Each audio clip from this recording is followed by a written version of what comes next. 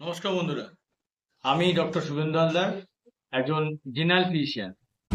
আজ আমি আপনাদের বলবো যে হার্টকে ভালো রাখতে গেলে কি কি অভ্যাসগুলো আপনারা রাখবেন।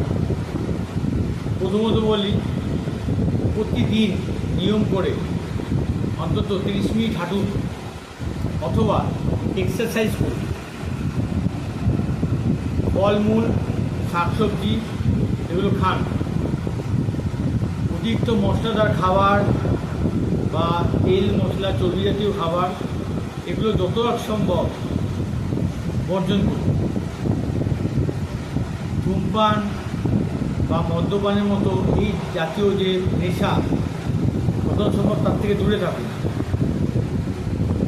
এর সঙ্গে বলবো যে আপনার যে রেগুলার জীবনে আমাদের টেনশান আছে, যতটা সম্ভব এই টেনশান থেকে নিজেকে মুক্ত রাখুন। আর সম্ভব হলে 7 থেকে 8 ঘন্টা প্রতিদিন নিয়ম করে ঘুমানোর চেষ্টা করুন। দেখবেন আপনি আপনার হার্টকে সুস্থ রাখতে পারবেন এবং নিজেও সুস্থ থাকবেন। এইরকম ভালো ভালো ভিডিও পেতে আপনারা আমাদের চ্যানেলকে সাবস্ক্রাইব এবং লাইক করে সঙ্গে থাকুন।